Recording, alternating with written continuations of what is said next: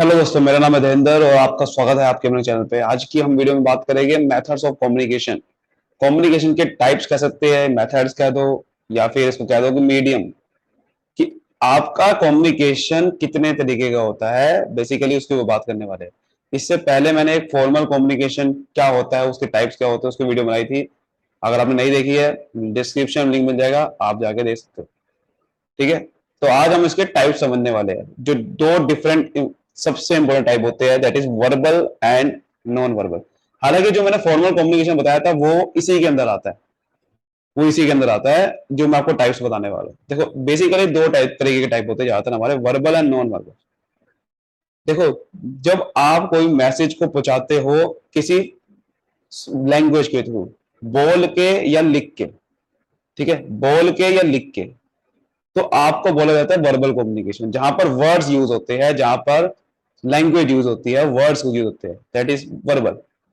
और non verbal का मतलब जब आप शब्दों के थ्रू नहीं, बल्कि आप अपने बॉडी लैंग्वेज के थ्रू, जेस्चर के थ्रू मैसेज को पहुंचा देते हो दूसरे लोगों पे, विदाउट बोले बिना, दैट इज नॉन वर्बल।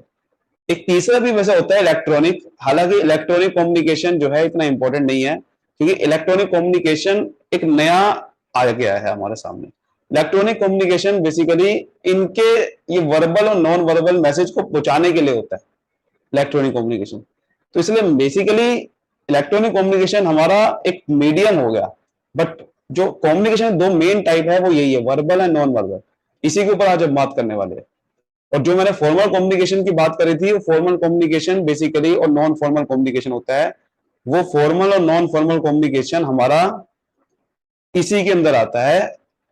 या ज्यादातर हमारा जो फॉर्मल कम्युनिकेशन होता है वो वर्बल ही होता है, और वो भी रिटर्न की फॉर्म में होता है। तो ये उसके फॉर्म में आता है फॉर्मल कम्युनिकेशन। नॉन फॉर्मल हमारा किसी भी फॉर्म में हो सकता है, नॉन फॉर्मल या फिर इनफॉर्मल कह सकते हैं। इनफॉर्मल कम्युनिकेशन हमारा ज्यादातर नॉन वर्बल की फॉर्म में होता है, या वर्बल की फॉर्म में भी हो सकता है, किसी भी फॉर्म में हो सकता है। तो बेसिकली हमारे वर्बल और नॉन फॉर्मल दो हमारे टाइप होते हैं। बात करते हैं वर्बल कम्युनिकेशन। वर्बल कम्युनिकेशन का मतलब हम लैंग्वेज के थ्रू किसी मैसेज को कम्युनिकेट करते हैं, that is verbal communication. Verbal communication भी दो तरीके के होते हैं, या तो हम ओरल करते हैं या रिटर्न करते हैं, या तो बोल के या रिटर्न लिख के। ओरल कम्युनिकेशन में हम क्या करते हैं, जब हम फेस टू फेस सामने वाले को बोलते हैं या फिर टेलीफोन के थ्रू बोलते हैं कि उनको, दैट इज ओरल कम्युनिकेशन। तो ये बहुत ही पर्सनल कम्युनिकेशन होता है। जैसे कि आप कोई फॉर्मल इंटरव्यू में बैठे हो तो सामने आप बोल के करोगे इंटरव्यू।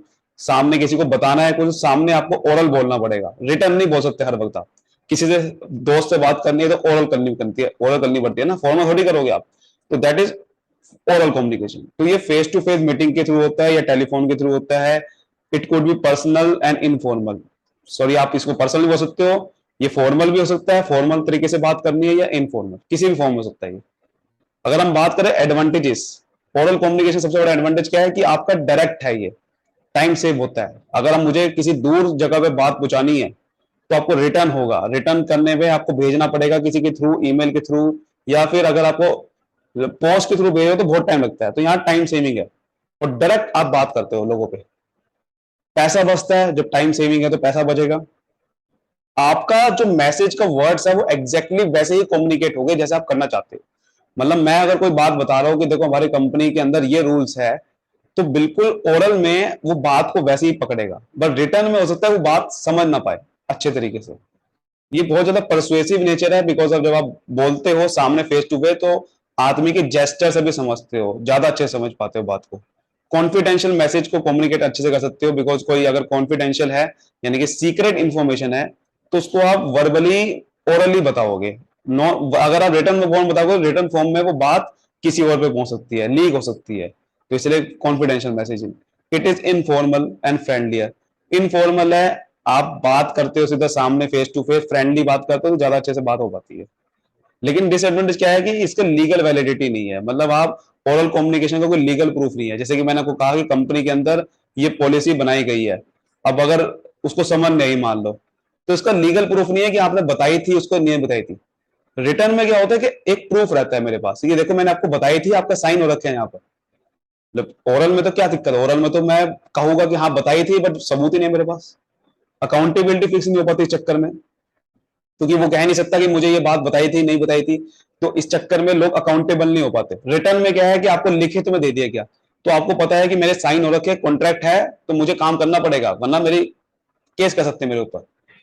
तो इसमें क्या है कि मिसअंडरस्टैंडिंग हो सकती है कभी कभार। अगर लिसनर, सुनने वाला अटेंटिव नहीं है और आप उसको बात बता के चले गए, तो उसको समझ ना आएगी, हो सकता है समझ ना आए। रिटर्न में क्या है कि वो अच्छे समझेगा, बात को ठंडे दिमाग से समझेगा, एक एक वर्ड को समझेगा। तो यहाँ पर मिसअंडरस्टैंडिंग हो सकती है, मिसअंडरस्टैंडिंग।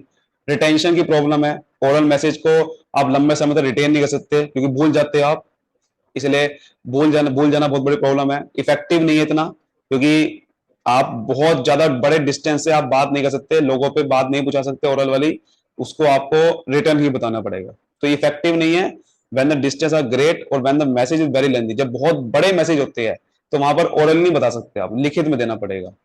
गुड स्पीकिंग स्किल चाहिए आपको, तभी आप अच्छे समझा पाते हो। समझ आ रही बात? बेसिकली बहुत बेसिक है ये, कि भाई ओरल कम्युनिकेशन आप खुद सोचो जरा क्या होता है। भाई टाइम बचेगा, फेस टू फेस बात होती है, बट इसमें लीगल वैलिडिटी नहीं है, कोई प्रूफ नहीं है, मिसअंडरस्टैंडिंग हो सकती है, भूल जाते हो, बड़े मैसेज को नहीं पहुंचा सकते ओरल में। ऐसे ही फिर होता है फेस टू फेस कम्युनिकेशन, ये भी इसी के अंदर है, ओरल में एक तरह का। Face to face communication basically क्या होता है? देखो ओरल कम्युनिकेशन भी दो तरीके के है ना, या तो आप फेस टू फेस कर रहे हो या तो आप टेलीफोन या किसी और के थ्रू कर रहे हो। तो फेस टू फेस कम्युनिकेशन में क्या होता है, इसमें बहुत कॉम्बिनेशन होता है वर्बल और नॉन वर्बल का। क्योंकि फेस टू फेस जब आप बात कर रहे हो, एक बंदा किसी दूसरे बंदे से बात कर रहा है, तो वहां पर आप सिर्फ उसके वर्ड्स नहीं देखोगे, उसके एक्सप्रेशन भी देखोगे, उसकी बॉडी लैंग्वेज देखोगे कि वो क्या कहना चाह रहा है, तो बात को अच्छे समझ पाते हो। रिटर्न में पॉसिबल नहीं है ना ये।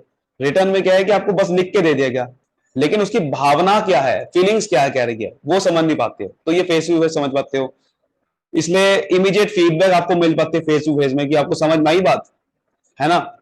स्पीकर अपने हिसाब से मॉडिफाई कर सकते हैं इमीडिएटली मैसेज को। अगर रिसीवर का रिस्पॉन्स अच्छा नहीं आ रहा, डाउट आ रहा है, तो वो स्पीकर अपने हिसाब से मैसेज को रोटेट कर देगा। डिसएडवांटेज क्या है इसका, कि भाई लार्ज ऑर्गेनाइजेशन में बहुत सारे डिपार्टमेंट होते हैं, वहां पर ये पॉसिबल नहीं है फेस टू फेस बात करना हर एक पे जाके।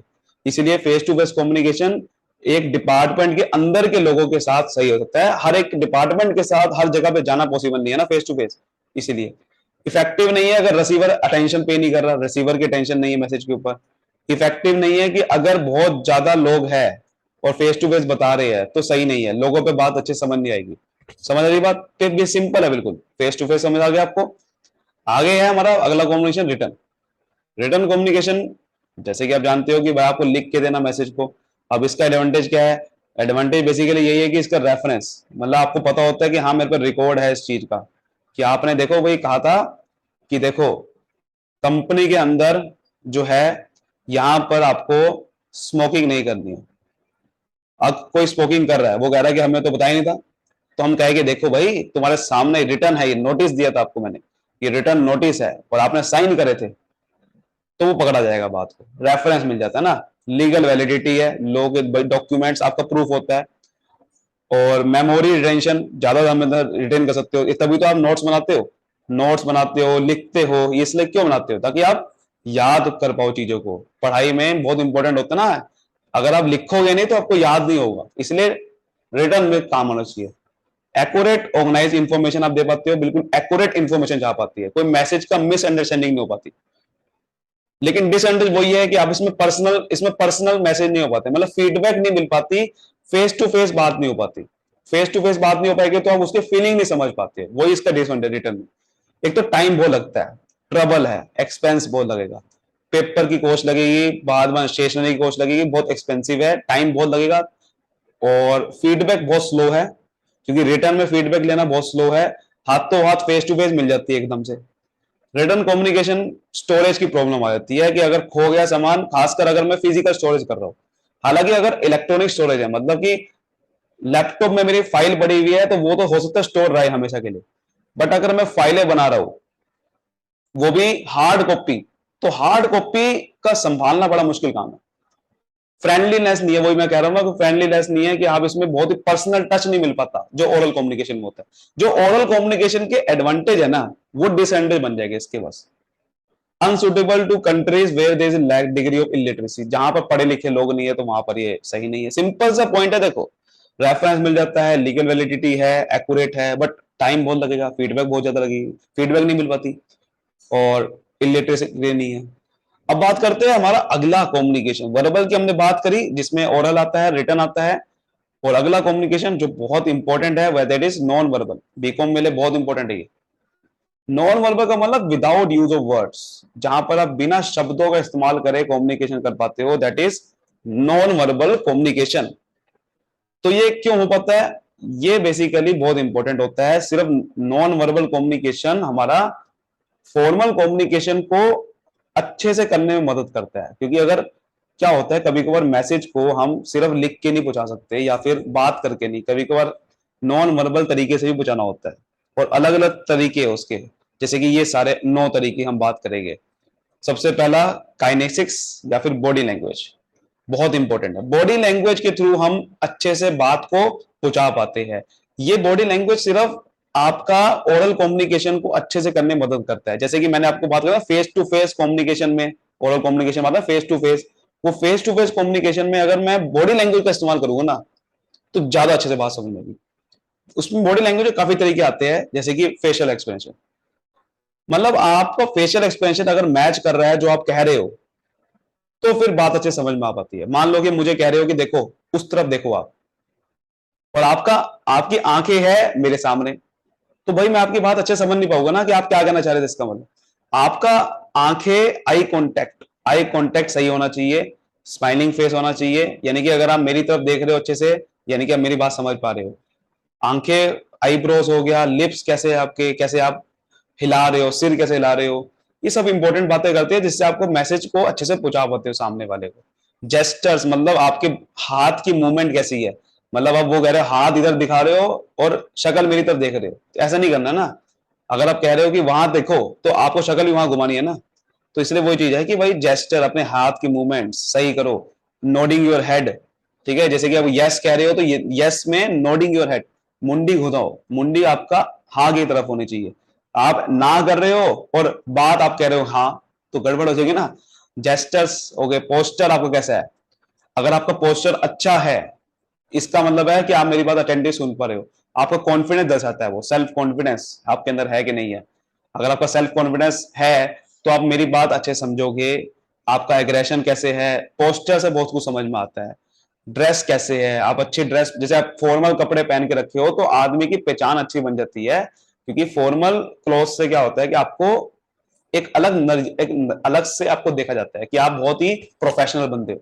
बट अगर आपके अच्छे बाल नहीं है, बाल बन अच्छे से बने हुए नहीं है, आप ग्रूमिंग अच्छे से नहीं हो पाए हो, दाढ़ी कटाई भी नहीं है, मतलब बहुत सारी चीजें है ना, तो वो चीज इंपॉर्टेंट है।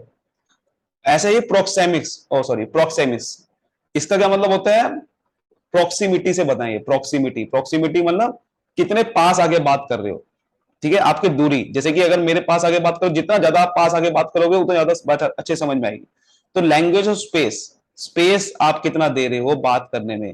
जैसे फ्रेंड्स में ज्यादा स्पेस नहीं होता, बट अच्छा स्पेस देना जरूरी है। अगर आप बड़े लोगों से बात कर रहे हो तो आप एक दूरी बना के बात करोगे। ऐसा नहीं है कि उसके पास आप उसके पास आके बात करोगे, नहीं नहीं भाई आपसे बात करनी है। ऐसे बहुत सारी चीजें है। पैरा लैंग्वेज है, मतलब आप अपने बात को कैसे पहुंचा पा रहे हो, अपनी साउंड को कैसे कर रहे हो, जैसे कि हूं करते हैं हम, हाँ करते हैं, कैसे पोज कर रहे हो, अपनी अपनी वॉइस को कैसे, टोन आपकी है, अपनी बढ़ा चढ़ा के कैसे अपनी, कभी कभार आपको बहुत लाउड बोलना पड़ता है बात को बताने के लिए, कभी धीरे बोलना पड़ता है। साइलेंस, बीच में साइलेंस जितनी ज्यादा दोगे उतना ज्यादा आपको अच्छे से समझ में आता है कि आप मेरी बात सुन रहे हो। तो silence can be use to convey agreement, जैसे कि डिसएग्रीमेंट, अप्रूवल, डिसअप्रूवल, ये सब चीजें कहाँ काम आएगी? कंपनी के अंदर काम आती है। जैसे कंपनी की मीटिंग हो रही है तो वहां पर ये चीजें काम आएगी। तो वो इसके लिए बॉडी लैंग्वेज। और चीजें जैसे इसमें क्या क्या है, हमारा विजुअल, और क्या है हमारा signal and auditory science and signal. जैसे कि आपने देखा होगा बहुत बार, आप रेलवे स्टेशन में गए होंगे, वहां पर कभी कभार आपको हर चीज फेस टू फेस नहीं बता सकते कि यहाँ पर रेलवे स्टेशन में प्लेटफॉर्म यहाँ पर है। क्या होता है वहां पर? साइन लगे होते हैं, सिग्नल लगे होते हैं, लिखा होता है ना ऊपर कि प्लेटफॉर्म 1 है, इधर लिखा होता है प्लेटफॉर्म 2 है। क्योंकि भाई आपको वो रेलवे अथॉरिटीज आपको खुद आगे थोड़ी बताएगी बार बार कि प्लेटफॉर्म ये है, आपको लिख के दे दिया वहां पर सब कुछ। तो वहां पर ये ऑडिटरी लैंग्वेज आपको आपको अनाउंसमेंट करवाते हैं, ये ट्रेन आ रही है, ठीक है, ट्रेन नंबर ये इस प्लेटफॉर्म पे आ रही है, अनाउंसमेंट होती है ना। वो क्यों हो रही है? वो ऑडिटरी साइंस है। आपको हर जगह, आपको घर आके नहीं बताया जाएगा कि ये ट्रेन आ रही है, वहां पर आपको सब कुछ बताया गया। तो इस साइंस और सिग्नल का यूज होता है बहुत बार, इसीलिए जिससे आप अच्छे से समझ पाओ। रोड में भी आपने देखा होगा साइन लगे होते हैं, हमेशा हाईवे ट्रैफिक में साइन लगे होते हैं, हर रोड पे लगे होते हैं ट्रैफिक सिग्नल्स। ये सब एग्जांपल्स है जो कि बहुत इंपॉर्टेंट है आपके डेली लाइफ में। हो गए। फिर आता है पोस्टर्स। पोस्टर्स कॉम्बिनेशन होता है वर्बल नॉन वर्बल का। पोस्टर्स में आपका आता है कि भाई, पोस्टर का मतलब बॉडी पोस्टर की बात नहीं कर रहा है, वो अलग पॉइंट था, ठीक है। ये पोस्टर अलग है, ये पोस्टर अलग है। पोस्टर का ये क्या मतलब है, जैसे कि एडवर्टीजमेंट के पोस्टर लगे होते हैं ना, कि ये सेल निकली है ना, या ये हमारा दुकान है। तो ये पोस्टर की बात कर रहा है, क्योंकि poster is use in advertisement, education purpose के लिए होता है, जैसे अवेयरनेस फैलाने के लिए। जैसे कि लिटरेसी प्रोग्राम है कि इन्वायरमेंट को बचाओ, ठीक है। जैसे हमारे यहाँ पर लिखा हुआ है कि हमारा सहारनपुर नंबर 1। ये सब चीजें लिखी होती है जिससे आपका मैसेज को पहुंचाने के लिए। तो मैसेज को पहुंचाने के अलग अलग तरीके हैं, उसमें से पोस्टर भी एक तरीका है। फिर आता है कलर्स।